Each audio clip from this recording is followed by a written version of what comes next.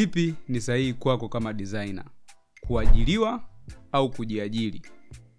Ni moja ya topic ambayo ni controversial na ambayo inaweza kuwa na mjadala mkubwa. Kila mtu anaweza katoa mtazamo wake kadri anavyoona. Mimi leo nitashare thoughts zangu kuhusiana na swala hilo, lakini pia mwisho wa siku wewe utaweza kuamua na kuona ni kipi ukifanye kulingana na fact ambazo nitazieleza, lakini pia nitapenda nijumuike na wewe katika sehemu ya comment unipe mtazamo wako. Unafikiri nini kuhusiana na swala la kujiajiri pamoja na kuajiriwa? Kwanza kabisa, kila mtu kwenye maisha anakuwa na malengo, lakini pia anaangalia pia fursa anazokutana nazo kulingana na hali aliyokuwa nayo, kwa maana ya kiuchumi, kijamii pamoja na mambo mengine kama hayo. Kwa kuna mtu mwingine anaweza kujiajiri kulingana na situation fulani ilimlazimisha, na kuna mwingine anaweza kaajiriwa kulingana pia na situation fulani ambayo ilimfanya aajiriwe. So tunapojifunza masuala ya creative, kuna muda tunatumia, kwa utajifunza, master skills, mwisho wa siku utahitajika kufanya kazi. So linapokuja swala la kufanya kazi, ni wakati wako sasa kudecide kwamba unataka kuajiriwa au kujiajiri. Vyote ni vitu ambavyo vinaweza vikaweki kulingana na malengo ya mtu. Unaweza kufanikisha malengo yako na ukaishi maisha ya furaha ambayo unayataka. By the way, hapa duniani kitu ambacho mimi binafsi natamani au nakihangaikia ni niweze kuishi maisha ya furaha ambayo na enjoy kufanya ninachofanya. Kwa ukiishi maisha unayo enjoy, basi utafurahia kila unachokifanya. Kwa hata kwenye swala la kazi, na moja ya sehemu ambayo kama binadamu tuna invest muda mwingi zaidi ni kazini. Kwa hiyo lazima ufanye kazi unayo enjoy ili uweze kupata furaha kwenye maisha, au ufanye kitu ambacho unakifurahia ili uweze kuwa happy. Lakini tukija kwenye swala la ajira, basically unapotaka kuajiriwa kama designer, ni vema ukatazama mambo kadhaa ambayo yanaweza kukusaidia wewe kesho na kesho kutwa.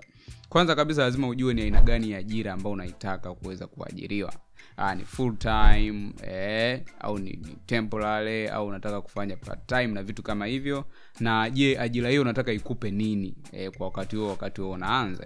Unataka ikupe ujuzi, skills ujifunze, au unataka kuearn pesa ili uweze kumove kutoka kwenye maisha, au unataka vyote kwa pamoja? Na una plan ya kufanya kazi ya kuajiriwa kwa muda gani kama unaingia kwenye swala la kuajiriwa? Kuna vitu kadhaa ambavyo basically unaweza kuvitumia kuweza kumeasure kama ujiajiri au uajiriwe. Kwanza kabisa ni swala la skills ulizokuwa nazo kama designer. Technical skills, una skill kiasi gani katika kudeliver kazi za design ambazo unapewa au unaweza ukawa hired na client. Pili, una ujuzi kiasi gani kuhusiana na swala la intellectual. Una utambuzi kiasi gani kuhusiana na biashara nzima ya design, unaweza kufanya kwa kiasi gani ukaweza kudeliver kitu ambacho kiko reasonable na kinaleta value sawa na yule mtu anavyotaka, au ukalipwa sawa na kile kitu ambacho umedeliver. Tatu ni swala la social skills, marketing na namna ambavyo unapursue biashara. Una connection gani kwa wakati huu na watu wangapi ambao wanaweza kukuhaya wakawa client. Kwa hivyo vitu vitatu kama viko successful, kwa maana kwamba uko vizuri, una connections za wateja wako, unapata kazi, nitakushauri usiajiriwe. Kwa sababu gani? Kama tayari una connections zako nzuri na watu ambao unafanya nao kazi vizuri, una intellectual skills nzuri kuhusiana na biashara ya design, unaielewa, basi uhitaji wewe kuajiriwa, kwa sababu huko nje unaweza kaeni kipato kikubwa zaidi na ukawa na uhuru wa kiuchumi zaidi kuliko kuingia kwenye ajira ambako utabanwa kwenye swala la muda. Lakini pia ukweli ni kwamba most agents na watu wengi wanao hire ma designer kwa nchi yetu hawalipi vizuri. Most of them hawalipi vizuri. Kwa hiyo probably unaweza kaingia kwenye sehemu ambao pia haulipi vizuri, wakati tayari ulishakuwa na connection zako, tayari una watu wako ambao wanaweza kukupa kazi, tayari una intellectual skills na unajiamini kwenye kile ambacho unafanya. Kwa hiyo hilo moja linatakiwa likuongoze. Lakini swala la pili ni level of economy au hali ya kiuchumi ambayo uko nayo kwa wakati huo. Kama hali ni alijojo wanasema, of course wakati mwingine unaweza kulazimika kuingia kwenye ajira, wakati mwingine hata usioitaka, ili uweze kufulfill maisha au zile basic needs ambazo unazihitaji, uweze kulipa kodi, uweze kuendesha maisha, kula na vitu vingine kama hivi. So unaweza kujikuta umeingia kwenye ajira kwa kipindi fulani ili uweze kufanikisha kupata yale ambayo umeweza kufanikiwa. Swala la tatu ni watu gani ambao unaambatana nao katika career. Kuna wakati unaweza kuwa umeenda chuo, kuna wakati unaweza kuwa umejifunza design, umetengeneza connection ya watu ambao mnaweza mkateam up. Mkiwa na uwezo wa kutengeneza timu ambao mnaweza mkatengeneza biashara yenu nyinyi kama madesigner, mkaamua kuwa na agency, mkaamua kufanya chochote, there is no need ya wewe kuingia kwenye ajira rather than kuamua kuteam up na kufanya kile kitu kwa pamoja ili muweze kudeliver na kuweza kutengeneza maisha au kufurahia kile ambacho mnafanya. So hivyo vitu vitatu vinaweza vikadetermine kwamba uajiriwe au usiajiriwe na namna gani wewe unapafutiwa au unapasiu swala la ajira na kujiajiri. Hivi vyote vinaenda sambamba. Though kila kitu kina faida zake na hasara. Ukiajiriwa uko sure kwamba mwisho wa mwezi wewe lazima kuna kipato utapewa, lakini pia utafuata yale matakwa au miongozo ya taasisi au kampuni ambayo unafanya kazi. Kwa sometimes unaweza kufanya regular activities ambazo ziko pale na usitumie a lot of work kama ukiwa umejiajiri, ukafanya kazi za kawaida na mwisho wa siku kaweza kuearn kipato. Changamoto ni kwamba utakuwa limited kwenye swala la muda na utaongozwa na taasisi, na wakati mwingine hata creativity yako inaweza kuwa limited kulingana na ile taasisi inataka nini zaidi. Lakini pia kitu kingine, kufikia swala la kiuchumi, kwa maana kufikia level ya kuwa na uhuru wa kiuchumi kwenye ajira, na ukizingatia kwamba hata mwanzo nimesema kwamba agency nyingi, kampuni nyingi, biashara nyingi hawalipi zaidi madesigner.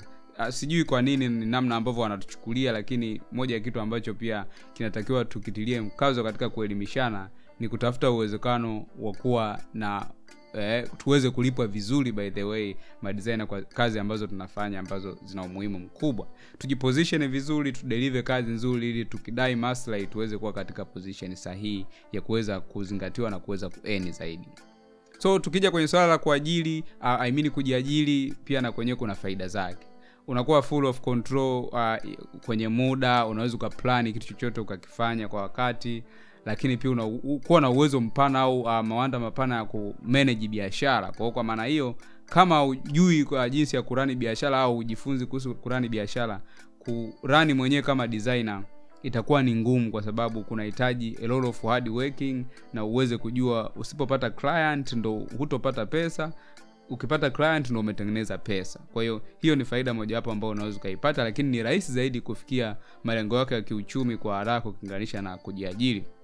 Nilikuwa nasoma makala moja inaitwa Small Business Trend ya Kimarekani, ilikuwa ikieleza kwamba kwa sababu wenzetu wana takwimu nzuri, so tukitumia takwimu hizo tunaweza tukareflect na huku kwetu kwamba mambo yakoje. Ilikuwa inaonyesha kwamba zaidi ya 75% ya madesigner wanalipwa au wanaearn kipato kikubwa zaidi kuliko waliokuwa employed kwenye full time job. Kwa hiyo unaweza kaona namna gani mtu ambaye umejiajiri unaweza kuwa na opportunity kubwa ya kuweza kutengeneza kipato zaidi ya yule mtu ambaye ameajiriwa, na kwa ukizingatia kwamba ya namna malipo ambayo tunapata.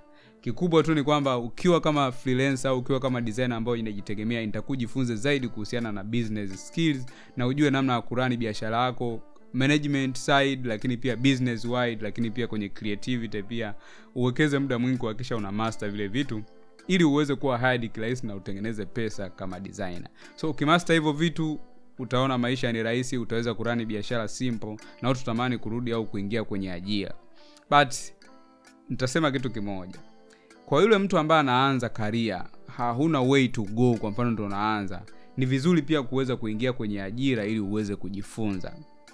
Tafuta sehemu nzuri ambayo wewe unaweza kuajiriwa ukajifunza vitu vingi hasa vya kibiashara, namna ya kuendesha taasisi au ofisi kama una malengo hayo. Lakini kama malengo yako ni kuweza kuearn kipato, kuajiriwa na kuishi, it's okay. Lakini kama una plan au una malengo ya kuwa na cha kwako au kesho na kesho kutwa utoke kwenye ajira, basi hakikisha huko katika kampuni au taasisi sahihi ambayo itakupa wewe mwanya wa kuweza kujifunza zaidi kuhusiana na namna ya kurani biashara, namna business katika masuala ya creative inavyoenda.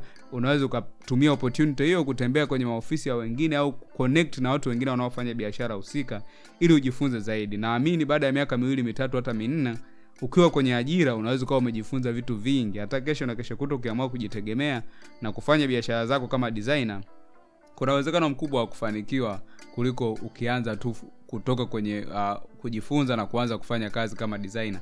Ni ngumu sana kujua kipi ni sahihi na kipi sio sahihi kulingana na watu wanaokuwa wamekuzunguka, lakini pia aina ya kazi unazofanya. So ukiajiriwa unajifunza corporate na vitu vingine kama hivyo vitakusaidia kwa kiasi kikubwa. So niliona leo tushare kuhusiana na hicho kitu. Katika sehemu ya comment nitaomba nione maoni yako, wewe una mtazamo gani kuhusiana na swala la kuajiriwa au kujiajiri. Una chochote ambacho unatamani kuongeza ili tuweze kushare na kujumuika kwa pamoja? Mimi nitafurahi sana nikiona comment yako na nitajibu comment kila moja na kuonyesha response. Otherwise niliona tushare kuhusiana na hicho kitu. Ni follow Instagram, Twitter kwa jina la Geo Media Group ili uweze kujumuika nami. Kuna madini mengi pia huko ambayo nayaachia karibu kila siku. Subscribe katika channel hii kama hujafanya hivyo, bonyeza alama ya kengele, lakini share na mtu yeyote ambaye unaamini anahitaji kujifunza kupitia huu ujuzi. Mimi sina la ziada. Naitwa Joel Kadaga, creative designer. See you next time.